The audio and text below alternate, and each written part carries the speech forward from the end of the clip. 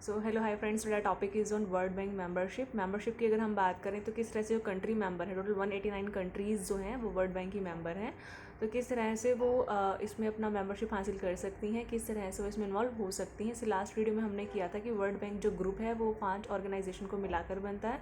सबका establishment year अलग था, सबके नंबर ऑफ़ कंट्री मेंबर अलग थे, बट किसे वर्ल्ड बैंक बोला जाता है ये आप मुझे कॉमेंट बॉक्स में बताएंगे।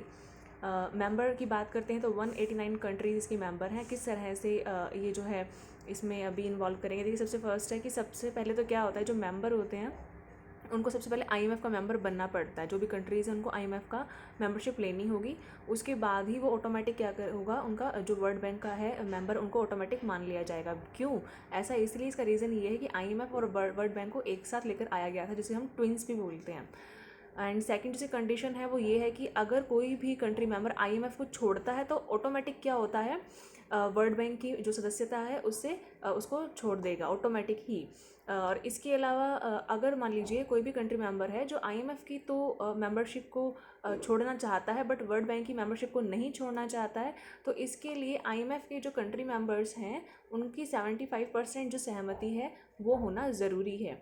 बात करते हैं वर्ल्ड बैंक कैपिटल की, किस तरह से जो कंट्री मेंबर है उनको अपना टोटल ओवरऑल 100% किस तरह से कंट्रीब्यूट करना होता है। तो फर्स्ट मैंने आपको यहाँ बताया शेयर, टोटल शेयर का 2% तो उनको पे करना होता है गोल्ड में या फिर यूएस डॉलर में या फिर एसडीआर की फॉर्म में। वैसे तो गोल्ड ही इसका प्रेफरेंस दिया जाता है, गोल्ड की प्रेफरेंस दी जाती है। सेकंड है 18% उनकी खुद की जो करेंसी जो है उस खुद की जो करेंसी है उस देश की, उस फॉर्म में 18% उनको वहाँ पे करना पड़ेगा। बचा हुआ जो हमारा 80% है वो वर्ल्ड बैंक किसी भी टाइम पर जो है वो गोल्ड की फॉर्म में या यूएस डॉलर की फॉर्म में या एसडीआर की फॉर्म में जो है उस कंट्री मेंबर से मंगवा सकता है। कब? जब वर्ल्ड बैंक चाहेगा तब। मैं आपको यहाँ बताऊँ कि एसडीआर को किसने लाया। एसडीआर को इंटरनेशनल मॉनेटरी फंड आईएमएफ ने लेकर आया, 1969 में इसको लेकर आया। अभी आईएमएफ का हमारा लेक्चर रहता है, वो मैं आपको नेक्स्ट वीडियो में ज़रूर बताऊँगी। तो एसडीआर जो है, एक एसडीआर की जो वैल्यू होती है वो इक्वल होती है 0.88867 ग्राम गोल्ड के, जिसे हम गोल्ड पेपर भी कहते हैं। इसको 1969 में आईएमएफ ने लेकर आया है। यहाँ पे ईयर भी आप ध्यान में रखें।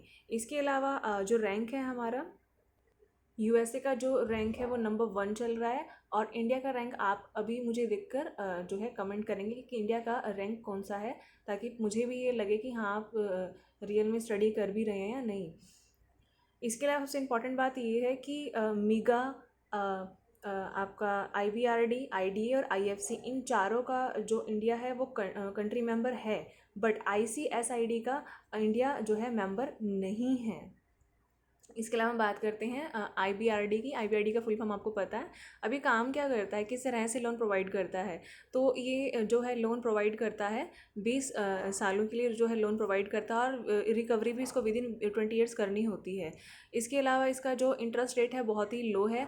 देखिए, लो ऑब्वियसली होना भी चाहिए, बिकॉज जो वर्ल्ड बैंक है वो सभी कंट्री जो मेंबर्स हैं हमारे अंडर डेवलप हैं या डेवलपिंग कंट्रीज़ हैं, तो उनको जो लोन प्रोवाइड करना है, उनकी डेवलपमेंट के लिए जो काम करना है उसके लिए वो उसको लोन प्रोवाइड करता है सभी कंट्रीज़ को। तो ऑब्वियसली जो इसके पाँचों जो मिलाकर के ग्रुप हैं उनको कम से कम इंटरेस्ट रेट पर जो है लोन प्रोवाइड करना चाहिए सभी कंट्री मेंबर्स को।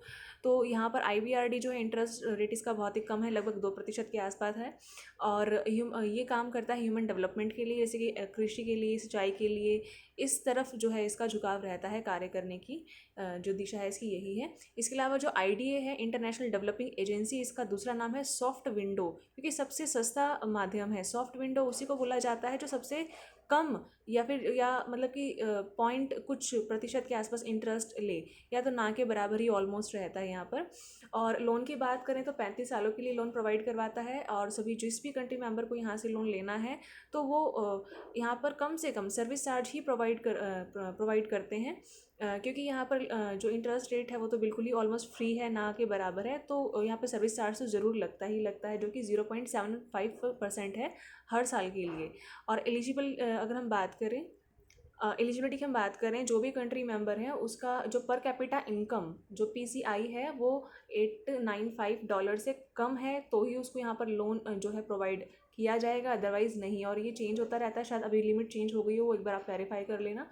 इसके अलावा आईएफसी इंटरनेशनल फाइनेंस कॉरपोरेशन, ये इसका भी दूसरा नाम क्या है, वर्ल्ड बैंक की निजी भुजा, यानी कि प्राइवेट आर्म के नाम से इसको जाना जाता है। क्यों? क्योंकि कंट्री मेंबर्स को लोन नहीं देता, बल्कि कंट्री मेंबर्स में जो प्राइवेट कंपनीज काम कर रही हैं उनको कॉमर्शियल इंटरेस्ट रेट पर जो है ये प्रोवाइड करता है, क्या लोन प्रोवाइड करता है उनकी प्राइवेट कंपनीज़ को जो वहाँ पे अच्छे से काम कर रही हैं, डेवलपमेंट की ओर बढ़ना चाह रही हैं।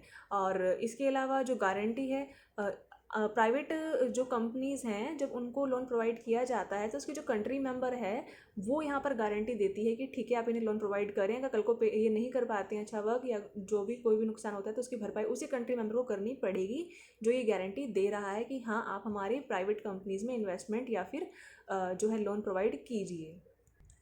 तो ये हमारे 3 जो है वर्ल्ड बैंक के ग्रुप हो गए हैं। इसे लास्ट वाली वीडियो में मैंने आपको जो है आईबीआरडी और मिगा के बारे में बता दिया था, तो दैट्स वाई हमारे टोटल मिलाकर 5 हो गए हैं वर्ल्ड बैंक जो ग्रुप थे। सो वीडियो अच्छी लगे तो प्लीज़ लाइक करना, शेयर करना एंड सब्सक्राइब करना तो बिल्कुल मत भूलना। एंड कमेंट बॉक्स में जो मैंने आपसे जो क्वेश्चनिंग की है प्लीज़ उसका रिप्लाई करना ताकि पता चले कि आप अभी स्टडी कर भी रहे हैं या नहीं। Thank you.